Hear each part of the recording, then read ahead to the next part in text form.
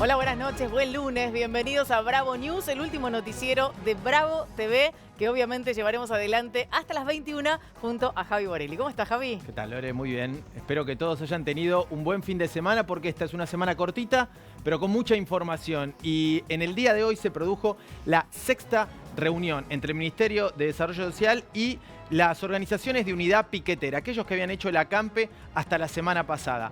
No hubo acuerdo, por lo que sigue en pie una acción de fuerza que consistiría el miércoles en una nueva movilización al Ministerio. Te lo estaremos ampliando en un ratito nada más. Y las calles están calientes, verdaderamente. Hoy durante prácticamente toda la jornada, y sigue todavía la temática, frente al INCA, al Instituto Nacional de Cine y Artes Audiovisuales, una manifestación de trabajadores, de productores independientes pidiendo la renuncia de Luis Puenzo. A esta hora hay una reunión entre el titular del INCA, sobre el cual piden su renuncia, y el ministro Tristán Bauer para saber cómo se resuelve este conflicto. En un ratito, más novedades.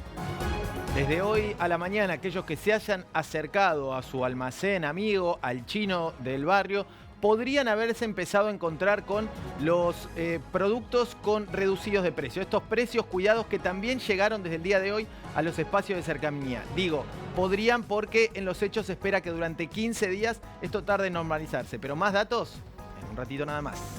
Y además el paro de transportistas de granos que está paralizando prácticamente una docena de puertos en todo el país, con manifestaciones al costado de la ruta y además con una respuesta que están esperando para saber si efectivamente este paro puede llegar a levantarse en las próximas horas. ¿Podría haber desabastecimiento? Lo vamos a saber en un ratito.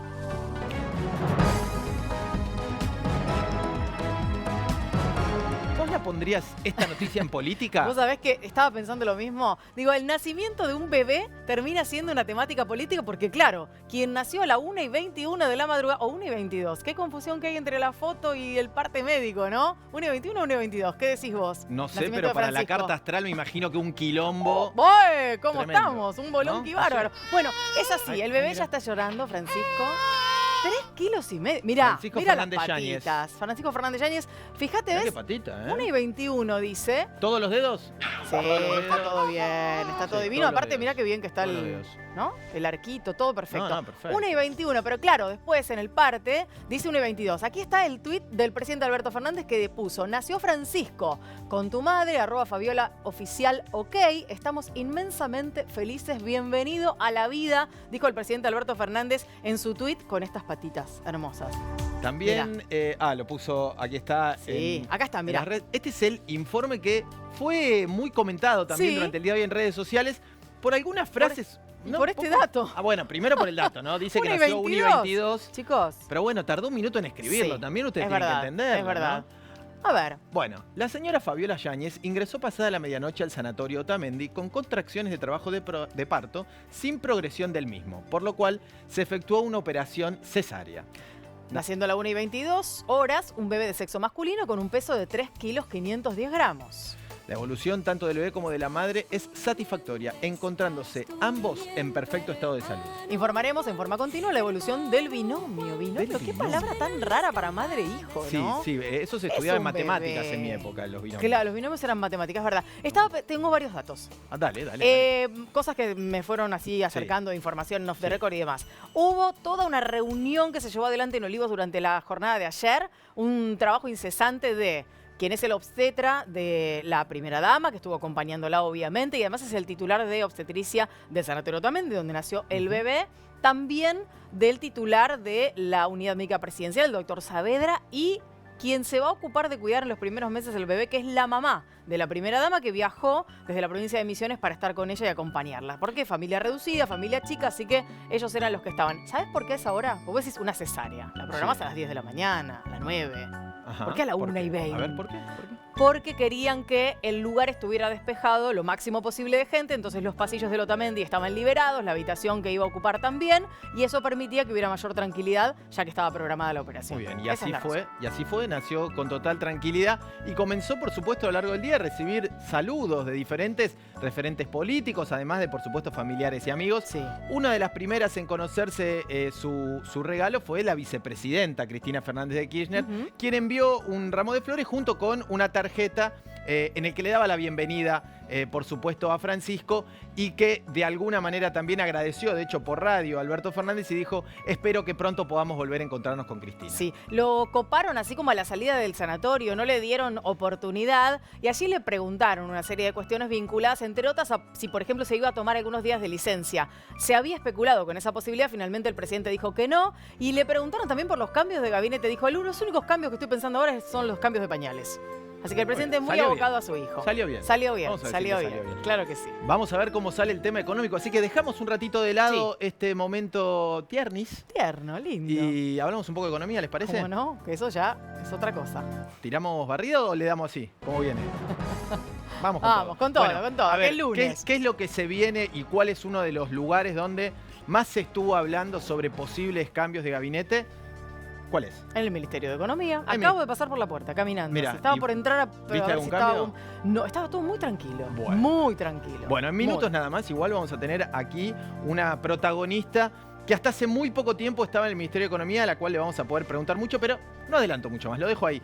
Lo que sí les quiero contar es que hubo una reunión entre Alberto Fernández y el ministro Martín Guzmán este fin de semana. Recordemos, Guzmán estuvo en Brasil tratando de negociar la posibilidad de que la Argentina reciba más gas para este invierno y estuvieron hablando de varias cosas, entre ellas algunos ajustes necesarios en el presupuesto. Bueno, ajustes necesarios porque, como ustedes saben, el presupuesto, por primera vez en la historia de la democracia reciente, no se votó en contrario, en rigor de verdad, fue rechazado en el Congreso de la Nación y por esa razón se trabaja con el presupuesto del año anterior. Ustedes recuerden que las fechas siempre son hacia el 15 de septiembre, la presentación y luego el debate, con todo lo que implicaba, ¿no? Con el cambio de Congreso, con la oposición llegando a nuevas bancas.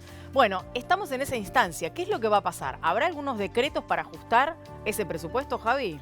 Bueno, eso es lo que estaban conversando, porque, como sabemos, o sea, ustedes piensen simplemente una inflación que hubo el año pasado casi del orden del 52%. Si uno toma el presupuesto 2021 y lo replica, te queda la mitad de los gastos, digo, por hacer un cambio nominal, la mitad de los gastos afuera. Claro. Esto va a ser corregido con sucesivos decretos donde van a estar definidas las nuevas partidas. De eso estuvieron hablando puntualmente y una de las cuestiones a cambiar también va a ser la previsión inflacionaria, que en 2021 estaba en 33, imposible al día de hoy ya no hay sostenerlo. Chance, nada. La pregunta es ¿hasta cuándo? ¿Hasta cuánto? ¿Hasta cuándo? ¿No? ¿Cuánto será ese valor? Bueno, a propósito de inflación y de lo que vamos a estar conociendo en las próximas jornadas, porque ustedes saben que el miércoles vamos a tener el dato de inflación del mes de marzo, las consultoras privadas están hablando del 6%, ya conocimos el 5,9% de la Ciudad Autónoma de Buenos Aires. Y claro, los más golpeados son los productores pequeños, por decirlo de algún modo. Y esto se va a estar manifestando en horas nada más en un verdurazo. Así es, lo tienen convocado para la sociedad rural, ¿no? El otro gran actor de todo esto y de alguna manera esto viene a cuenta de lo que estábamos hablando de estos días, de un paro también de transportistas de granos. Si bien los transportistas en sí mismos son trabajadores, como los mismos trabajadores de la tierra, lo cierto es que hay detrás un sostén que forma parte de los reclamos de las grandes empresas alimenticias, que son las que consideran estos grupos han canibalizado, digamos, la rentabilidad que se está dando ahora de manera extraordinaria por la subida del precio de los alimentos y quedan los demás fuera de ese beneficio. Ese verdurazo que va a ser mañana por la mañana frente a la rural está pidiéndoles a quienes son los grandes productores o los grandes dueños de la posibilidad de formar precios, entre otras cosas, que se retrotraigan al mes de diciembre. Es un pedido grande, pero bueno, la idea es poder estar vendiendo verduras, algunos productos frescos y demás a un precio realmente módico, regalando en algunos casos, seguramente para algunos que los necesitan verdaderamente, y vendiendo, si no, muy barato como manifestación para pedir retrotraer los precios a diciembre del 2021. Un gesto de protesta que siempre genera adhesión, ¿no? Porque, digamos, esta es una manera de no solo demostrar productos que se pueden hacer de igual calidad o mejor calidad de manera familiar, demostrar también que los precios pueden ser más bajos y además regalarlo para gente que realmente tiene necesidad. Con lo cual es una de esas protestas, como se hace habitualmente en Plaza de Mayo, que genera mucha adhesión y que invitamos a todos los que quieran, en todo caso, o que necesiten verduras, frutas, acercarse. Para recibir de alguna manera también ese producto de la protesta. Vamos a cambiar de tema y nos ocupamos de algo de lo que anticipábamos en el inicio del noticiero. Tiene que ver con lo que se llevó adelante hoy como protesta también, pero en este caso en las puertas del INCA, del Instituto Nacional de Cine y Artes Audiovisuales. Miren estas imágenes. Imágenes de violencia, de enfrentamientos entre los manifestantes y algunos... este es Tristan Bauer, el ministro. Esto es hace una hora ratito, aproximadamente. Sí, nada más. Tristan Bauer es el ministro de Cultura, que por supuesto tiene bajo su órbita también el Inca. La manifestación había sido convocada por distintos grupos tanto de documentalistas como de directores y trabajadores de ciencia ficción, diciendo que el actual director del Inca, Luis Puenzo, no había cambiado en nada la situación que había recibido de parte del macrismo, que había un privilegio hacia las grandes industrias y cadenas de cine de la Argentina, que se estrenaban por plataforma, que no se fomentaban y habían desfinanciado... problemas para el cine independiente, básicamente. Claro, habían desfinanciado los festivales regionales. Bueno, esas eran parte de las protestas. Todo esto que ustedes estaban viendo en imágenes generó obviamente el repudio generalizado. Ustedes están viendo algunos trabajadores de prensa. Este es un colega que fue agredido. Trabajadores versus policías. El intento para que algo de esto se pueda resolver. A esta hora se estaba llevando adelante y veremos si antes de finalizar el noticiero tenemos alguna novedad. Una reunión entre Luis Puenzo, a quien se le pide la renuncia, y Tristan Bauer, el hombre al que ustedes veían siendo agredido y cayendo a la vereda. Hablamos del ministro de Cultura de la Nación para ver si efectivamente se le pide o no la renuncia a Puenzo. Bueno, en este contexto tan complejo te hablamos también al principio del programa que a partir de hoy se podía llegar a encontrar en los almacenes y en negocios de proximidad esta canasta de, digamos, de productos reducidos en precio. Y para ver si efectivamente se encuentran estos productos, la mandamos, le pedimos a Paulina si se acercaba a uno de los almacenes a ver qué es lo que encontraba. Una recorrida con Paulina. Hola, buenas noches, ¿cómo va? Hola, buenas noches chicos, ¿cómo están? Exactamente, la Secretaría de Comercio anunció que además de los precios cuidados se va a incorporar una canasta con 60 productos esenciales en comercios de proximidad, es decir, en comercios barriales. Y estamos con Marta, que es la dueña de este almacén donde nos encontramos en Almagro, que nos va a hacer un recorrido para ver los precios, las diferentes opciones que tenemos. ¿Cómo estás, Marta? ¿Esto sería a partir del lunes? ¿A ustedes les llegó el anuncio de que se van a incorporar estos nuevos productos? Mira, todavía no nos anunciaron. O sea, estamos enterados por los medios. Después, bueno, la verdad que son 60 productos, pero no tenemos todavía el detalle de los productos que van a ser de la canasta básica. Sí, sí. Marta, te consulto Así algo que, puntual, que tiene que ver con cómo llevar adelante la exposición, la exhibición de esos productos, si efectivamente le llegan los precios y demás. Digo, ¿cómo se entera tu clientela que efectivamente esos son los productos de la canasta que elaboró la Secretaría de Comercio? ¿A ustedes les llega con algún tipo de etiqueta, un reconocimiento, o son ustedes los que tienen que armar cada góndola? No, nosotros tenemos que armar, porque a nosotros no nos llega nada, absolutamente nada. Así que nosotros tenemos que ver los precios, pero todo depende también de las empresas y de los mayoristas. No depende tanto de nosotros. Si nosotros bajamos los precios es porque el mayorista también bajó. Y las empresas que también distribuyen, también si bajan los precios podemos bajar, si no, no podemos bajar. Por Marta, más que nos digan, sí, son 60 productos, tanto, ¿sí? ¿Lo escuchó? No, mira, lo que te quería contar es algo que me comentaron hoy desde la Secretaría de Comercio Interior y que decía que, como vos bien decís, digamos, los que tienen que bajar los precios para entregártelos a vos son aquellos proveedores de alimentos. Algunos establecían que eso podía llegar a demorar quizás hasta 15 días, tomando en cuenta cada cuánto hacen la reposición de productos en el almacén, y junto con esto, desde la Secretaría de Comercio debería llegarte a vos alguna especie de cartelería para poner digamos, en la entrada del local que diga que los productos que tienen determinado logo son los que vienen, digamos, a cumplir este programa. Por lo que entiendo, esto a vos no te llegó ninguna información, pero bueno, esto es por lo menos lo que desde la Secretaría de Comercio nos decían a nosotros los periodistas. Exacto, bueno, yo no tengo conocimiento de eso. Puede ser que nos manden la lista de precios, pero comúnmente jamás mandaron nada. Mirá. Pero bueno, puede ser una posibilidad que la manden ahora, pero no tengo conocimiento. O sea, todavía no estamos enterados de todos los precios. Sí de los 60, pero productos que van a bajar y van a estar. pero después del listado y eso desconozco totalmente. Todavía No nada. se saben cuáles van a ser esos productos Y tampoco, todavía. no se sabe nada. Así que no está nada claro, todo así es incertidumbre. Incertidumbre por ahora. Marta, ¿podemos recorrer un poquito el Sí. mercado con Paulina para ver algunos precios? ¿Cuáles son las cosas o los rubros Sí, que más cómo no. aumentaron? Digo, dentro de lo que vos tenés en tus listas de precios, lo que te llega de los proveedores, ¿cuál es el rubro que más aumentó? Bueno, los lácteos... A ver, justo estamos frente a la góndola de los lácteos. Sí. Los lácteos aumentaron muchísimo, también las mermeladas, las gaseosas, bueno, parte de cervezas, Sí. y el pan, las harinas. O sea, todo en general fue un aumento total. O sea que desbordó de todos los productos el aumento. Es terrible lo que fue los aumentos. Hasta, sí. A vos, Sí, diga, sí, más, ¿se allá lo de escucho? más allá de los aumentos que te llegan, digamos, te quería preguntar Sí. primero, ¿cada cuánto vos estás recibiendo estos aumentos? Y lo siguiente es, si alguna vez también tuviste faltante de productos. Exacto, sí. Bueno, faltantes sí fueron bastante. En harinas, bueno, que se complementan las galletitas, los fideos. Claro. Y después los aceites también, como subieron mucho. Así que no, tampoco tuvimos faltante en la góndola. Ahora se está completando un poco más la góndola.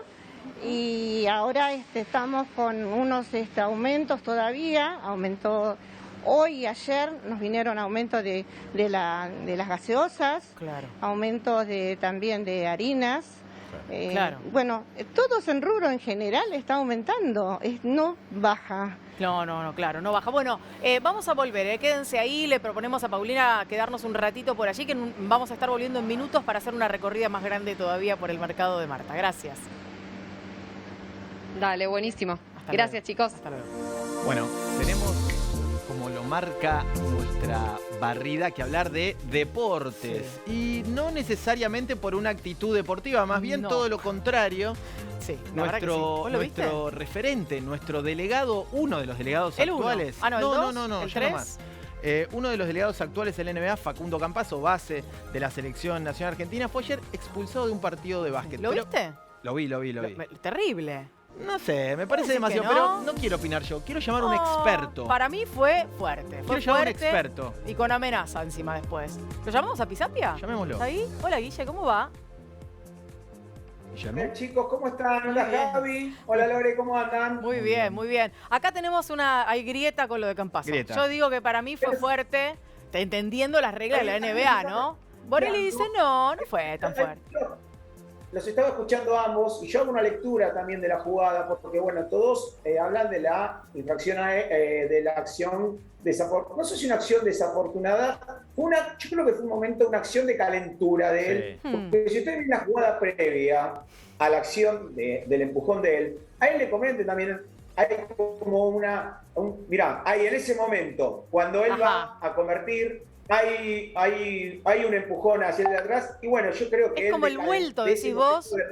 Vos me empujaste a mí, yo te empujo a vos. Obvio que está mal porque en este tipo de acá que juegan un nivel superlativo, este tipo de acciones nunca normalmente se ven. Y ver una reacción así de un jugador argentino Claro. genera bastante un momento que uno nunca lo espera, ¿no? Una Claro. reacción así. Guille.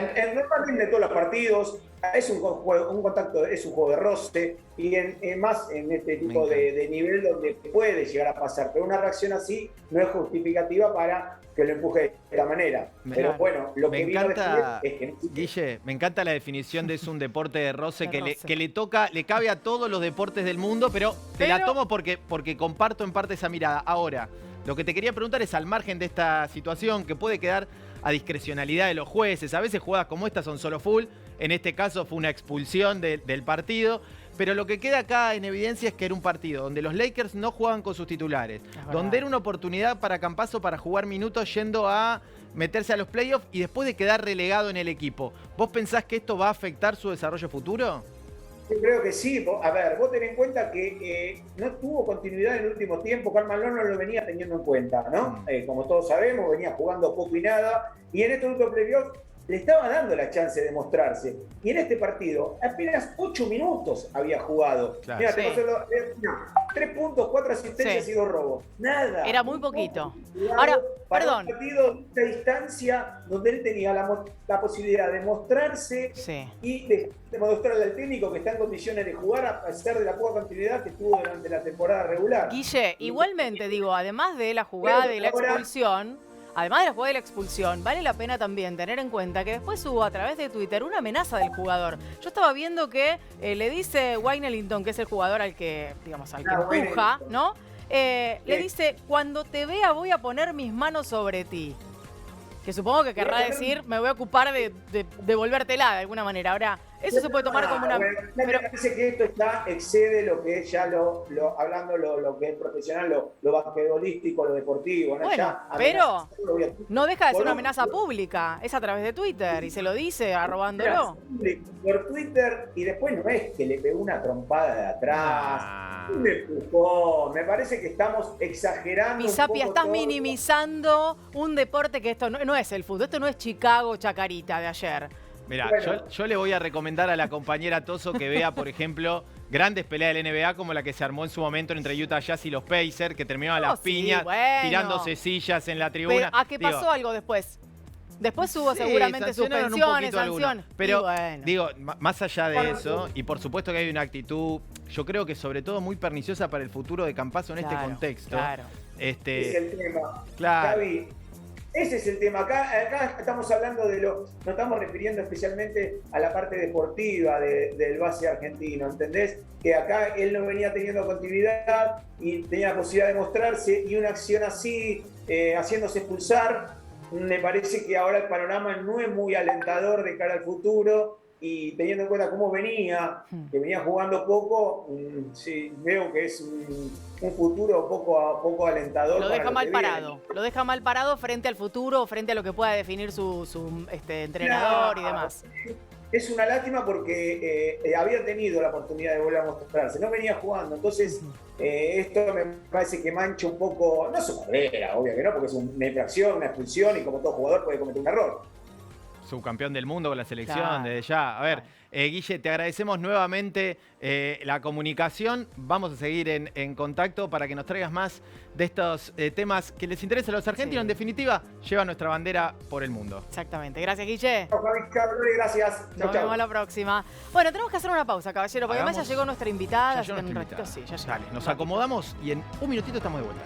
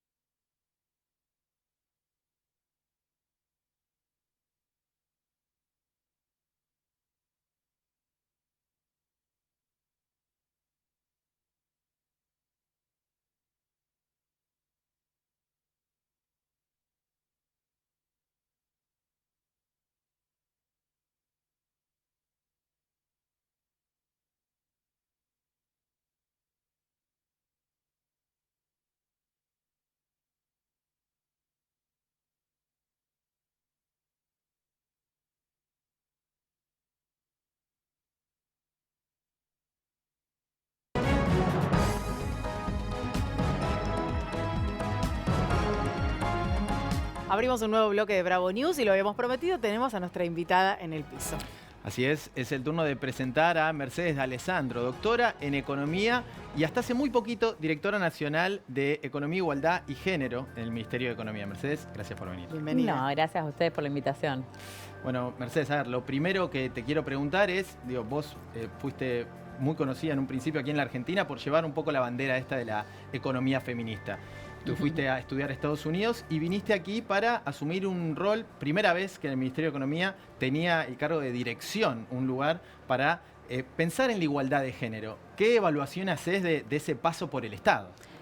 Bueno, como vos decís, Javi, yo en el 2016 publiqué un libro que es Economía Feminista, Cómo construir una sociedad igualitaria sin perder el glamour, que se hizo un bestseller acá en Argentina y se terminó también publicando en Colombia, España, México.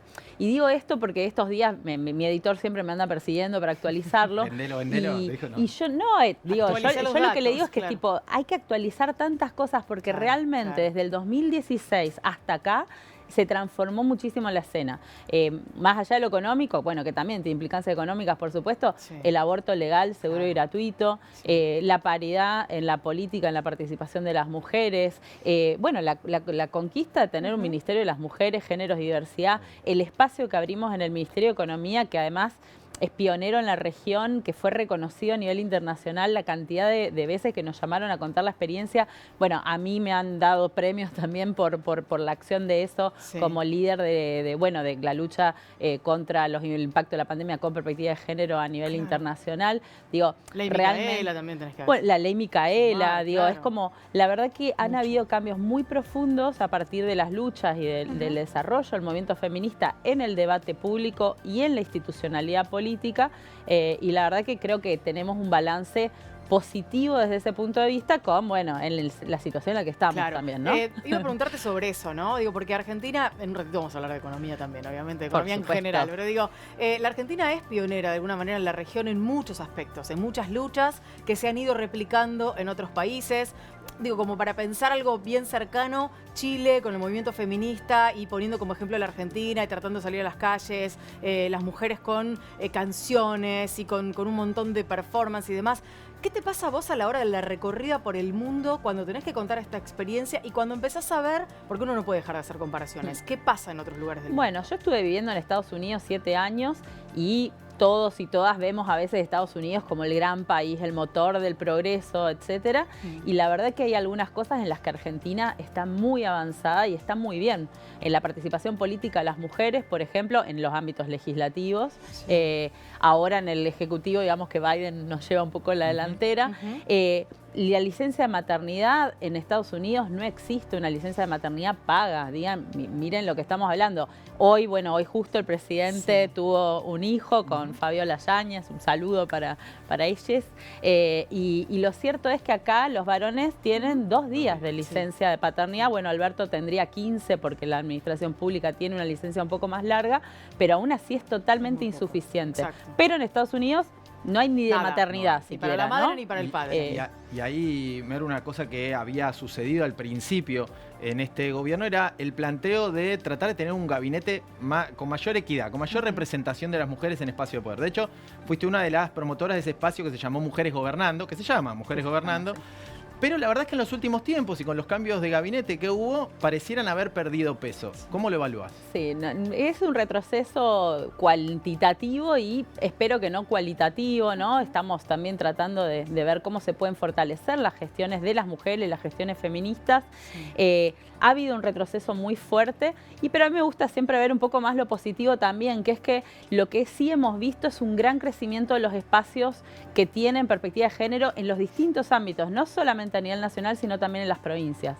Yo trabajé muchísimo con las provincias en los últimos 2 años y hemos hecho presupuestos con perspectiva de género, indicadores, hemos diseñado programas y políticas concretas, como por ejemplo, no sé, uno que me encanta a mí, que desde La Rioja se llama Constructoras, que es para mujeres que se capaciten albañilería, electricidad, construcción, que es un rubro totalmente masculinizado, ¿no?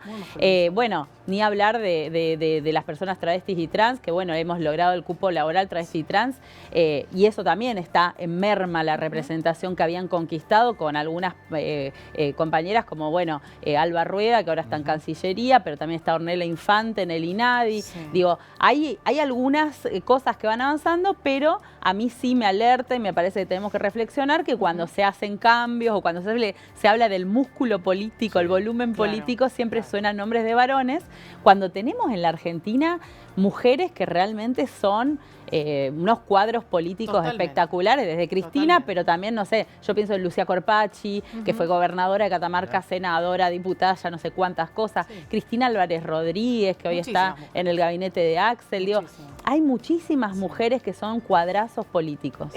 Me corro de la política más ejecutiva o legislativa, si querés, para ir a la justicia, porque me parece que una de las grandes deudas en términos de la perspectiva de género está hoy en la justicia en la Argentina. Digo, esos pasos que se dieron en otros territorios, en la justicia parecen ser un retroceso todavía mayor. Vemos a veces fallos que verdaderamente causan una sensación horrible. Leer los fallos a veces de juezas mujeres sobre hechos que tienen que ver con violencia de género y que parecen más aberrantes que el hecho mismo, ¿no? Sí, sí, bueno, el feminismo está reclamando hace tiempo una reforma de la justicia feminista que tiene que ver no solo con la inclusión de mayor cantidad de mujeres y la paridad en todos los órganos, sino también con esto que vos decís, ¿no? La perspectiva de género dentro de los fallos, una mirada diferente. Hay fallos que realmente son abominables en cómo están escritos, en cómo presentan las historias y la situación, y eso yo creo que es algo que está muy latente. Todas las semanas hay actividades de compañeras que están trabajando y dándole forma también a cómo se querría pensar. Y justo que decías, ¿no? Lo de Chile, una experiencia, un paralelo medio raro, pero la escritura de la nueva constitución chilena ha tenido a muchísimas mujeres protagonistas y ha cambiado derechos básicos, ¿no? Y han incorporado la visión de los cuidados, ¿no? De los cuidados de niños, de adultos mayores, de personas con discapacidad. Han incluido algunas cosas que le pretenden abrir el campo para debatir el aborto legal, seguro y gratuito. Han incorporado también a las mujeres que son de la ruralidad y de los pueblos originarios, digo.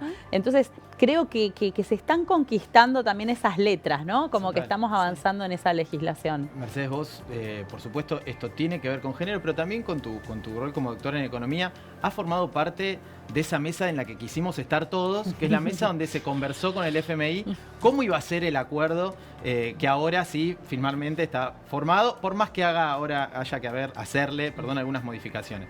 Bueno, lo primero que te voy a preguntar es así, ¿es el cuco el FMI? Te lo pregunto así de una manera medio burda. Y la segunda, ¿qué margen de negociación tiene un país como la Argentina? Mira, a mí igual me hace gracia como lo decís, porque obviamente para todos y todas hay una cosa, ¿no? Como de un monstruo que viene y te quiere comer directamente. Yo tengo esas imágenes en la cabeza realmente. Son personas normales, ¿no? Son personas normales, igual que lucen como nosotros y nosotras, se ríen, comentan, pero representan intereses bastante diferentes a los que nosotros y nosotras queremos impulsar, ¿no? Entonces, sentarse con el FMI es sentarse a tener un debate, es sentarse a tener contrapuntos, es sentarse a negociar. Y en ese marco uno asume una responsabilidad muy grande. A mí me tocó la parte del gasto social y de las políticas de género, que son dos temas realmente centrales para esto que estuvimos trabajando.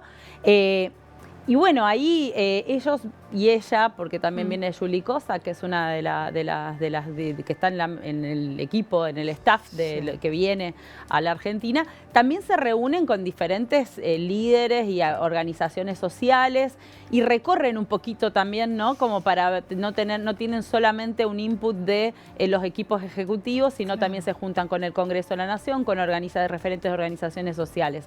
Entonces van generando de alguna manera su perspectiva, no solo como en los datos. La película completa. Exacto, digamos, ¿no? sí. Obviamente es una percepción sesgada, en general es de Capital Federal, ¿no? Yo soy de Misiones, por eso digo siempre el porteñocentrismo, ¿no? También no es lo mismo recorrer un país y recorrer diversidad, Pero bueno, en ese marco, el debate que duró mucho tiempo, yo la primera reunión que participé con el FMI fue en febrero del 2020, prepandemia. 2 años y pico. Hace 2 años y pico. En el marco de eso, nosotras trabajamos y debatimos mucho con ellos también la construcción del presupuesto en perspectiva de género. Participamos en reuniones no solo con el staff, sino con otros funcionarios y funcionarias del FMI. Sí. Bueno, hubo una lectura, ¿no? Y eso fue lo que llevó de alguna manera a que las políticas de género estén incluidas en un capítulo diferente al que se suele incluir en el FMI. En el FMI, en el acuerdo que firmó Macri, por ejemplo, estaban dentro de gasto social. Pero ahí estaban aparte, no estaban diferenciadas. No, estaban dentro de gasto social, y lo más loco es que, por ejemplo, te aparecía incentivos a que haya más mujeres en directorios de empresa. ¿Qué tiene que ver gasto social con directorio de empresa? No sabemos, ¿no? No había ningún diagnóstico, no se planteaba objetivos, metas, nada. Y nosotras logramos incorporarlo en una parte que es crecimiento y resiliencia, que tiene que ver con las acciones que hace el Estado para crecer y desarrollarse, que está a la par de, por decirte, impulso a las exportaciones, cambio climático, matriz de transición energética. Son un montón de ítems, ¿no? Uno cuando se pone a imaginar y a pensar eso que se lleva adelante en un acuerdo con el Fondo Monetario Internacional, hay una cantidad enorme de cuestiones a ser consideradas. Pero me voy a detener un ratito en gasto social, porque Javi decía, claro, porque para la Argentina, después de la crisis del 2001, por sobre todas las cosas, y de este tiempo a esta parte, el gasto social es de una importancia enorme, con un gran debate, con todo lo que estamos viendo en estos últimos tiempos. Una reunión que terminó hace un ratito para hablar sobre el próximo, la necesidad de trabajo para los sectores marginales. Claro, digo, ¿cómo se observa desde el Fondo Monetario Internacional, desde países, como vos decías, con una lógica distinta, donde ese gasto social probablemente tenga otro destino, otro camino, otro peso específico? Sí, tiene otro peso específico desde ya. Para ponerte un ejemplo, a la gente que nos escucha, ¿no? Durante la pandemia, el gobierno de Donald Trump puso en marcha una especie de IFE como el nuestro, ¿no? Pero además de eso puso también un extra para los niños y niñas de esos hogares de $300 era, que nosotros decimos, hicieron una especie de aguache, ¿no? Claro. Yo me acuerdo mucho una etapa del New York Times en el 2020 que la caída del empleo atravesaba, el New York Times es grande, onda de esos periódicos como el viejo de la Nación, ¿no? Los sábanas, digamos, y la caída del desempleo atravesaba toda la etapa del New York Times de punta a punta, ¿no? Y eso acá no pasó. ¿Por qué? Porque pusimos la previsión de los despidos, se hizo el ATP para pagar parte de los salarios de los trabajadores. Entonces, lo que quiero decir con esto es que la forma que nosotros entendemos el trabajo, las relaciones laborales, la protección social, es muy diferente y es muy difícil de comparar con la visión que tiene Estados Unidos, por ejemplo, ¿no?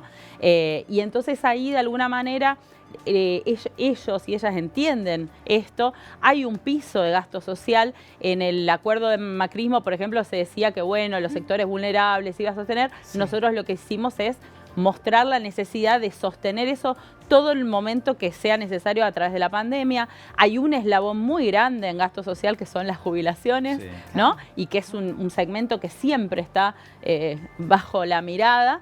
Y bueno, hoy nosotros tenemos que defender eso porque, bueno, es también una garantía de sostener los niveles que tenemos ya bastante difíciles en términos de pobreza, distribución del ingreso. Una de las cosas que destacó Alberto Fernández cuando hizo la presentación del acuerdo fue decir, no nos vamos a comprometer a ninguna de estas grandes reformas jubilatorias, laboral, que es algo que viene generalmente con los acuerdos con el FMI. Ahora, lo que yo te quiero preguntar es, para lograr esos alcances, digo, ¿cómo se sintió algo que lamentablemente se ha visto mucho, y la verdad es que mucho más después del acuerdo con el fondo, que son estas diferentes visiones dentro del gobierno? Bueno, está el libro que recomendó la vicepresidenta, ¿no? Esta Conversación del Quinto Piso, que vos también lo mencionaste. Digo, ¿cómo vive un equipo económico estas negociaciones mientras todo lo que está pasando ahí, e incluso teniendo gente dentro del propio gobierno que no está tan de acuerdo? Bueno, yo la verdad que a mis amigos que me preguntan siempre, ¿no? Yo les decía, bueno, trabajar en el gobierno es tener 20 frustraciones por semana en una buena semana, ¿no? Claro. Es para decir que salimos más o menos bien claro, parados esa semana. Es todo el tiempo, el Estado es algo muy grande, tiene un montón de vericuetos, digamos, y además, bueno, estos debates, obviamente, yo estoy muy a favor de estos debates que se están dando. Creo que es el momento de darse estos debates. Estamos en una situación bastante inédita a nivel internacional también. saliendo, entre comillas, de una pandemia que no termina, porque hoy Shanghái en China está totalmente en cuarentena, millones de personas bajo que tienen perros robots que controlan con un parlante, no sé si los vieron, los perros con megáfono, digo, una cosa que parece tipo Blade Runner o cualquier película futurista, ¿no? Sí. En eso, en el medio también hay una guerra en Ucrania y Rusia que está disparando los precios de los combustibles y de los alimentos. Guterres, el líder de la ONU, está todos los días alertando sobre que se viene una crisis alimentaria muy fuerte. ¿Te fuiste cuando se ponía difícil, podemos decir, entonces? Sí, pero yo no me fui. Yo me fui justo porque se ponía difícil y de alguna manera lo que yo había venido a hacer, que era abrir este espacio de género, la verdad que se había solidificado. Tengo a Sol Prieto, que es una amiga de mucho tiempo, vos la conocés también, Javi, que confío que ella lo va a poder seguir. Y yo necesitaba también hacer otras cosas, porque digo, si no te encasillás también, ¿no? Como todo el tiempo parecía que podés hablar, pero si decimos la palabra mujer. Si no decimos la palabra mujer es como que no puedo hablar de economía, ¿no? Yo soy doctora en economía, digo, no somos hablar de otras cosas, puedo hablar de otras. Entonces, como que también me fui por eso, porque siento que en este momento hay que aportar también a la construcción de alternativas, de debates, pensar cuál es la agenda que queremos impulsar y llevar para adelante en el frente de todos. Hay, como decís, hay diferentes miradas y bueno, sumar un poco a eso, a tratar de trabajarlo, porque creo que realmente estamos en un momento que hay que dar esos debates. No hay que tenerles miedo. Has estado y has compartido mucho tiempo con el ministro Martín Guzmán y obviamente alguna pregunta sobre él íbamos a hacerte. Hay una mirada que uno tiene desde un lugar por ahí más inocente, no desde el lugar periodístico, que es el de un hombre que parece estar siempre tranquilo, zen, ¿no? Como un agua de estanque, como se dice en el interior. ¿Es tan así? ¿Por dónde pasa esa cosa de la sangre fría que me imagino que hay que tener para determinadas circunstancias? ¿Y por dónde pasan sus lugares más, a lo mejor de frustraciones, como decías vos, de esas que se tienen? Sí, no, él también tiene un montón de frustraciones, imagínate. Es hincha de gimnasia. Imagínate. Ya está. Ahí comparten. No, pero sí es un tipo tranquilo que sabe transmitir también tranquilidad. Eso también en estos contextos que, bueno, todos los días lo hace 2 años que todos los días lo hacen renunciar, lo sacan, viene otro, lo cambian, ¿no? Digo, va a un organismo internacional, vuelve, todo. Eso, digo, yo no me cansé de leer todos los días desde que entré al Ministerio de Economía hasta el día que salí. Hasta hoy. Hasta hoy. Hoy también, ayer, que Olivos, que no sé qué. Bueno. Entonces, digo, nada, la verdad que sí hay que tener una característica personal y, digo, todos los que han pasado por esos lugares, ¿no? Sí. Bueno, obviamente, él tiene un tono de voz de alguna manera más tranquilo, no sé si lo comparamos con algunos otros ministros, como, no sé, podría ser Amado Boudou, o podría ser Axel Kicillof, o Duhovne, o Caputo, digo, cada uno tiene su personalidad, pero yo creo que lo que sí necesitas para estar en un puesto así es bastante templanza y también, viste, como un poco y seguridad a veces, también, ¿no? Como ponerte la cera en los oídos de como Ulises y las sirenas, ¿no? Como, y también un poco de seguridad, sí, porque todo el tiempo... Pero bueno, también hay que saber escuchar y eso creo que es una característica que hay que desarrollar más, ¿no? El Estado creo que tiene que saber escuchar más a la sociedad, tiene que abrirse un poquito más y salirse de los números y de las planillas y poner un poquito también pie en la tierra. A ver, vos dijiste empezamos en febrero 2020, se cerró prácticamente en febrero, marzo 2022. Sí. 2 años. En el camino... al día de hoy se ha hablado de que se pudo haber cerrado antes y no se hizo, de que las posibilidades de negociación fueron cambiando en el camino. Te lo digo así, no te lo tomes mal. ¿Llegamos al mejor acuerdo posible? Yo no sé si es el mejor acuerdo posible. Otra vez, para mí estamos en una situación tan difícil que la verdad que también había que cambiar de tema, ¿no? Porque también... esas negociaciones insumen mucho tiempo, muchos recursos mentales, muchos recursos físicos, mucha gente siguiendo una agenda determinada. Yo creo que era necesario dar vuelta a la hoja para empezar a abordar otras cosas que hoy están enfrente, como el tema de la energía, como es el tema alimentario, la cuestión de la inflación. Entonces creo que eso también está atascando. Había como una necesidad de los empresarios, de las personas en la calle, de todo el mundo, de cambiar, ¿no? Sí, cerrar un capítulo y después poder ir a no sé otro. si eso funcionó, Ok, porque justo se cerró claro. ese capítulo, renunció el compañero Máximo Kirchner a la banca del bloque, vinieron un montón de desacuerdos y debates. Pero y cosas bueno, más políticas tal Las vez, 19 frustraciones siguientes de las que hablabas Claro, antes, ¿no? Claro, exactamente. Sí. Mercedes, un placer tenerte aquí. Gracias por haber venido, por habernos acompañado y por esta charla distendida, relajada y con tanto detalle de cosas que muchas veces no conocemos, ¿no? Y los Absolutamente. protagonistas son los que nos las pueden contar. Absolutamente. Y ya te comprometemos para cuando las nuevas cosas que estés haciendo empiesen a ver la luz para venir a contarlas acá a la Por gente de supuesto. Bravo News. Y el nuevo libro, que va a tener Sí. otros datos Va a más. ser una de temporada en el 8º piso y de la perspectiva feminista, además, así que, porque en el libro Torre no hay una sola mujer más Nada. que Ahí va. la hermana y la amiga que le desgraban los casetitos, Qué señor. feo. No, no. Sí, Muy sí. bien. Vamos a hacer uno nuevo con Mercedes. Gracias. Bueno, gracias Mary. Pasamos rápidamente a otra etapa de Mirá. la economía. Decíamos que tiene que ver con justamente qué pasa con los precios. Sí. Está en el móvil de nuevo Paulina Sapir. Pau, ¿cómo estás? Buenas noches, chicos. Y estamos acá con Marta en su almacén haciendo un recorrido por los precios. Marta, lo que más aumentó, recién me estabas comentando, eran los lácteos y meladas. A ver, por ejemplo, ¿cuánto estaba una leche hasta hace unos días y cuánto está ahora? Bueno, Hasta hace hace una semana estaba a 150. Sí, no te Estamos con perdona, alguna dificultad para escucharla, ¿no? Paulina Sí. se escucha muy entrecortado. Qué pena. Bueno, vamos a volver en un ratito, pero vamos a seguir de alguna manera vinculados a cuestiones económicas porque este tema también tiene Sí, que ver con difícil eso, ¿no? escaparse. Recién Mercedes lo decía, una de las consecuencias derivadas de la guerra en Ucrania tiene que ver con el aumento de los precios de los alimentos. Y una de las cosas que subieron mucho fueron los combustibles y también los granos. Bueno, esa venta de granos que podría generarnos ingresos hoy está paralizada por un paro de transportistas Sí. que lo que reclaman, entre otras cosas, es por conseguir gasoil para poder hacer estos viajes. Sí. No solamente para ellos, digo, para los viajes, pero además piensen que en la sumatoria del no conseguir gasoil, que la, digamos, YPF, ¿no? De bandera había garantizado que se iba a poder conseguir, lo que dicen es sí, cuando hay, lo estamos pagando al mismo precio que el resto de cualquiera de los que vaya a cargar gasoil. Y eso va en contra de, no solamente las cuestiones legales que se habían conseguido como derechos, sino también en contra de la posibilidad de seguir avanzando porque el precio es tan caro que se hace imposible. Y además a veces, como contábamos el otro día, terminan firmando boletas blancas, es decir, comprás, pones en cuenta corriente pero no sabes cuánto vas a pagar. Así que este paro es por tiempo indeterminado. Por tiempo indeterminado. Esto recién lo decía Lore, hay 12 puertos hoy prácticamente paralizados, pero esto puede ir increyendo.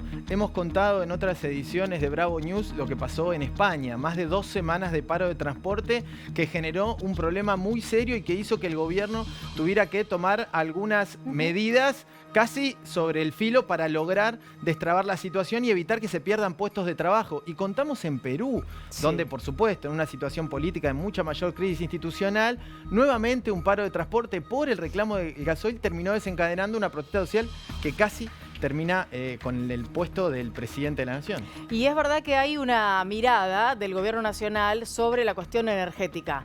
Lo venimos viendo, venimos observando que se habla desde diferentes áreas acerca de la preocupación por la cuestión energética. Lo vimos con el acuerdo con Bolivia y con Brasil por el gas. Estamos viendo que hay un tema sobre el gasoil y también muchos funcionarios, hoy tenía la oportunidad de escucharlo, Gustavo Vélez, por ejemplo, hablar del tema de la matriz energética de la Argentina y de la energía como una preocupación central del gobierno. El tema es que por ahora lo que hacen falta son las inversiones y por otro lado garantizar, entre otras cosas, la provisión, por lo menos en el caso del gasoil para los transportistas. Seguimos entonces hablando de economía, la necesidad, el momento nos obliga a tener esto casi como el monotema del día. Ahora es para contarles que en el gobierno avanza una iniciativa que de hecho algo había anticipado Alberto Fernández en su discurso inicial de sesiones el 1 de marzo, que tiene que ver con la instauración de un monotributo productivo.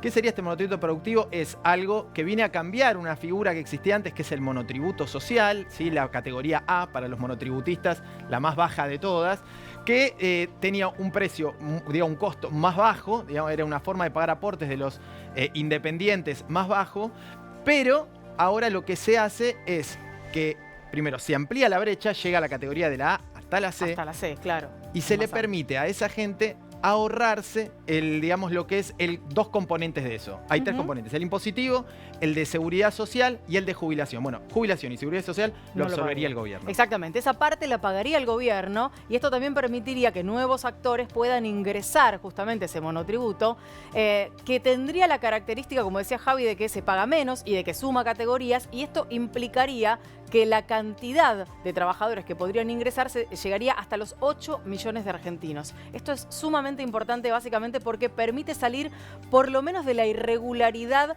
de aquellos que ni siquiera tenían el pago de un monotributo como para garantizarse, por ejemplo, una jubilación hacia el futuro, ¿no? Digo, parte de lo que hoy se estaría garantizando con este monotributo, nuevo monotributo, tiene que ver con eso, que quienes ingresen puedan tener hacia el futuro la garantía de cobrar una jubilación. Estos 8 millones de personas son más del doble de las actuales, que se estima que esta categoría A o monotributo social alcanza unas 3 millones de personas. Y un dato más que el gobierno también está analizando, pero todavía tiene que terminar de presentar, digamos, y oficializar, es una posibilidad de que a la vez quienes tengan este monotributo productivo puedan acceder a mejores créditos y algunas ayudas para el desarrollo de su negocio. Todo, por supuesto, sería canalizado a través del BICE, que es este órgano que conduce en este momento el ex titular de la UIA de Mendiguren.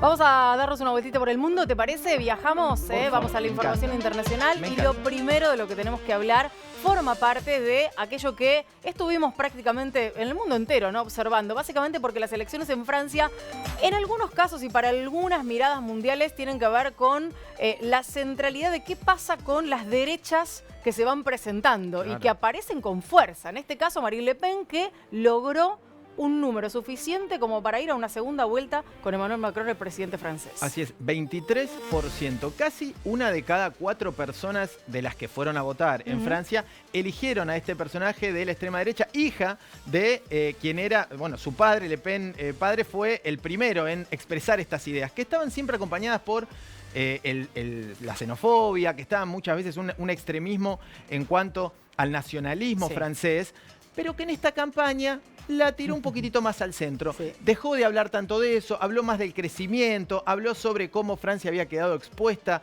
ante la crisis rusa y con eso sumó un par de puntitos más. ¿Vos sabés que pensaba que además, entre otras cosas, aunque soslayadamente y casi podríamos decir que con una mirada un poco machista de la situación, habló de feminismo, ¿no? Lo incluyó, pero de una manera muy rara, ¿no? Porque entre otras cosas, por ejemplo, en algo que Marine Le Pen viene sosteniendo hace mucho tiempo, con respecto a el uso, ¿no?, del velo para aquellos que profesan la religión musulmana y demás, que ella lo quiere prohibir. Y lo ancló en el feminismo, es decir, las mujeres no tienen que tener cuestiones que les ordenen lo que tienen que hacer. Digamos que en todo caso, una mirada feminista diría que cada uno puede hacer lo que mejor le parezca en términos de aquello en lo que cree, ¿no? Sí, digo, pero además es una rareza. Si plantea eso, prohibir es lo contrario a lo que está diciendo. Exactamente, exactamente. Bueno, en definitiva, a ver, lo que sucedió es que obtuvo el 28% Macron, el 23% Le Pen, y ahora tienen que ir a una segunda vuelta en la cual habrá que ver. Ya el tercer candidato, Jean-Luc Mélenchon, dijo que él va a acompañar, digamos, el voto de Macron, básicamente para no cederle votos a Le Pen. Y dicen que Le Pen por lo menos tendría garantizado desde su 23 subir hasta un 33 con las otras fuerzas de derecha. ¿Cómo llegará la última? ¿Y cuánta gente irá a votar? Sí. Es una de las claves que puede definir la elección en Francia. Ya empezó la campaña para la segunda vuelta, el 24 de abril. Nos vamos ahora a México, porque en México en realidad lo que se hizo en este caso fue someter el gobierno de José Manuel López Obrador a lo que se entiende en muchos países como, bueno, la continuidad, sí o no. ¿Qué dice la población mexicana sobre la continuidad? Bueno, finalmente le dijeron que sí. Sí, primera vez que en México se hace un referéndum revocatorio de mandato para un presidente. Y lo tuvo que atravesar AMLO, que había arrancado con fue la llegada al gobierno después de muchos intentos, de un presidente con una mirada latinoamericanista de izquierda también, pero que también tuvo sus problemas con la prensa, como suele suceder en México, y algunos problemas sociales. Bueno, salió confirmado casi el 90% de los votos pero de nuevo, acá el dato fue cuánta gente fue a ¿Cuánta gente votar. fue a votar? Que fue muy poca. Por cierto, estaba pensando, dije José, ¿no? Andrés, a Manuel López Obrador, si no, AMLO no me da la sigla, claramente. Pero en el caso de lo que ocurrió en México, además, no nos olvidemos de la mirada que el mundo tuvo y que Sudamérica tuvo sobre AMLO en tiempos de pandemia. Recordemos que era uno de los negacionistas de la pandemia, que hablaba de que había que seguir abrazándose, seguir besándose, que no había que hacer caso a todas aquellas medidas que se tomaban o que bajaban desde la Organización Mundial de la Salud. Digo, todo esto también conformó parte de una mirada compleja que tuvo AMLO en este tiempo de gobierno. Bueno, finalmente fue confirmado con una participación bastante baja de la población. Vamos ahora a Europa para volver al lugar donde veníamos hablando que generó tantas consecuencias a nivel global, inesperadas también, pero para contarte no la parte trágica, sino una parte que por un lado genera esperanza y por otro lado es muy peculiar. No sé si sabes, Lore, de lo que te estoy hablando.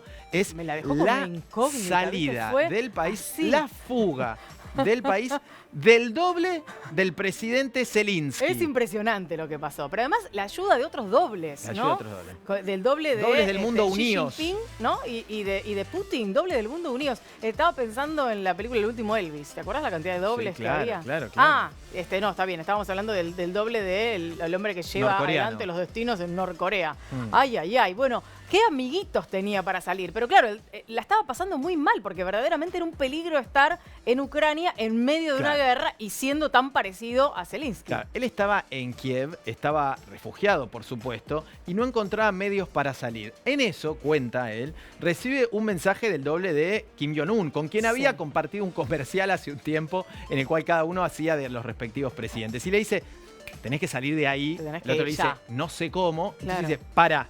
Lo llama al doble de El Vladimir doble de Putin, que estaba viviendo en Polonia, y le dice, che, ¿cómo lo sacamos? Tengo un amigo. Sí.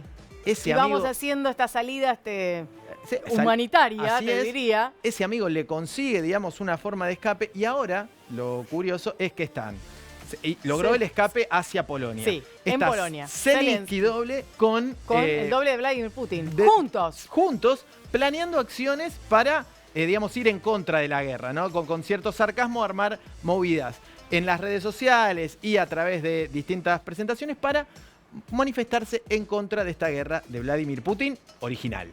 Bueno, vamos a hablar ahora seriamente de lo que está pasando en Rusia y sobre todo en cuestiones que tienen que ver con la economía. Al borde del default después de muchísimas décadas. A ver, por sobre todas las cosas, por algo que tiene que ver con una mirada interna. Ustedes recordarán cuando Putin o su gobierno llevó adelante esta movida referida a, bueno, nosotros le vendemos gas, pero nos lo pagan en rublos.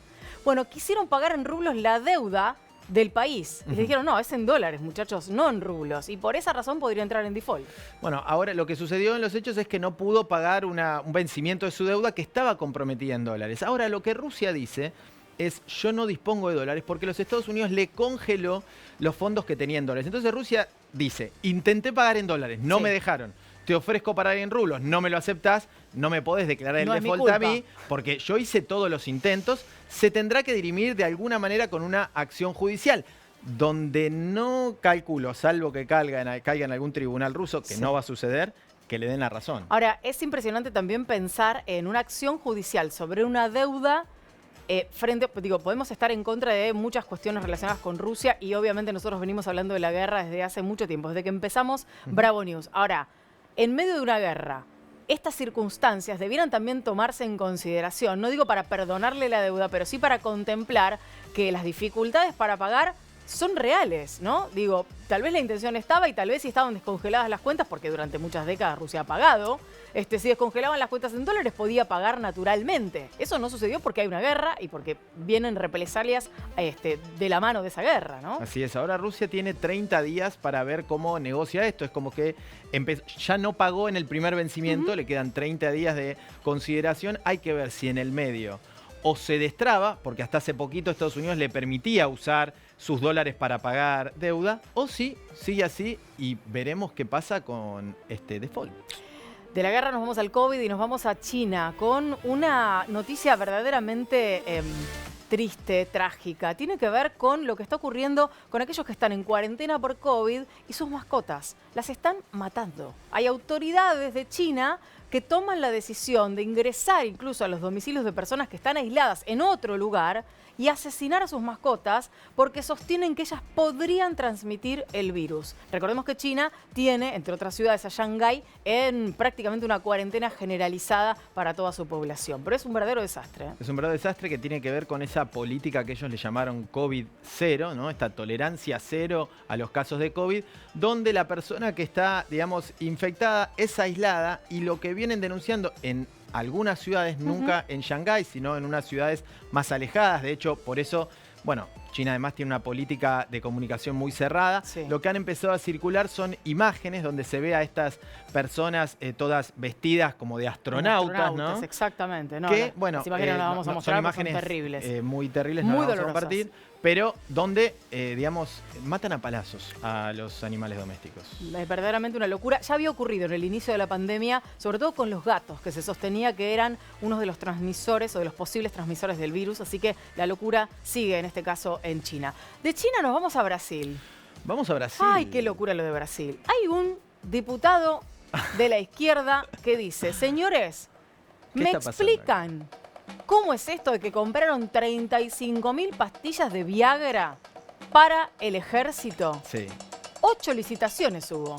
8 licitaciones. A ver, 35.000 pastillas de Viagra que además, en principio, no se había establecido cuál iba a ser su uso. No. Esto entre 2020 y 2022. Las explicaciones son un Y poco- mientras estaban haciendo esta encomienda de compra, estaban faltando otros insumos básicos, Claro. medicinales, porque esto sucedió en el marco del COVID. En medio del COVID, digamos que los sanatorios, los hospitales, las clínicas y demás no tenían cosas básicas para poder, no sé, desde respiradores hasta cualquier medicina necesaria, como puede ser, no sé, alguna para bajar la fiebre o lo que fuere. Sí, sí, o penicilina, o era una de las cosas lo que que faltaba. fuere. Eso no había, escaseaba o faltaba, pero Viagra sí, Viagra 35.000 pastillas. Ahora se está pidiendo que el gobierno de Bolsonaro explique para qué, porque dicen que tiene que ver con una cuestión de enfermedades respiratorias Claro. y otros fines de la droga madre que tiene el Viagra. La mayor parte fue a la Marina. Curiosidad aparte. Curiosidad No lo sé. aparte. A ver, hay una de las cuestiones que decían en defensa algunos de los militares es que cuando se descubre el Viagra se llega medio por accidente. Lo Sí. que estaban buscando era encontrar algo que pudiera ser utilizado en algunos casos de enfermedades pulmonares. Y lo que dicen es que en este caso sería utilizada con ese fin. La verdad es que Una explicación llega tarde la rara. explicación 2 años y hay después. que ver si la justicia, en caso que este se judicializa, lo cree. Lo veremos en próximos capítulos, les vamos a contar, pero lo prometemos, Lo lo prometemos, prometemos. lo Y nos prometemos. vamos ahora al clima, ya nos fuimos, qué Nos rápido estamos pasa yendo. esto. Y bueno, Qué rápido confío. pasa esto. Se Pero pone porque cada la vez más pasamos bien, bueno. porque la pasamos Sí, bien. y es bueno. eso. Entonces la es gente eso. volverá mañana Claro. cuando el clima sea... ¿Cómo? es el clima? A ver, ¿cómo? estamos esperando el clima. 18.7 ahora, mira qué linda lindo, temperatura. está bien, zafa. Y mañana mejor. Nubecitas. Mínima 12, máxima 23 grados. Solcito entre medio de las nubes. Hay un poquito más de nubes el miércoles con una mínima. ¡Apa! Mira la mínima, 10 grados, che, fresquete el miércoles y 22 la máxima. Si el miércoles te dio frío, Au. prepárate para el jueves porque la mínima sigue bajando, se va a los 9 grados, pero brilla el sol y esa máxima de 19 con solcito, ¿sabes qué? Muchísimo mejor. Igual me gusta, ¿eh? Cervecita. Sí, me gusta. Porque es Jueves Santo ya. Jueves Santo, claro, alguna gente ya se va, se toma el día y se va. Pero escuchá, jueves, pero a las viernes. 8, Bravo News. A las 8 Vos te Bravo podés News. ir de vacaciones Siempre, lo que quieras, pero a las 8 Bravo siempre. News. ¿Y esta noche qué? Y esta noche, ¿estamos escuchando Metallica? Ah, Pero qué mirá. rockera. Whiskey Para la in the Jar.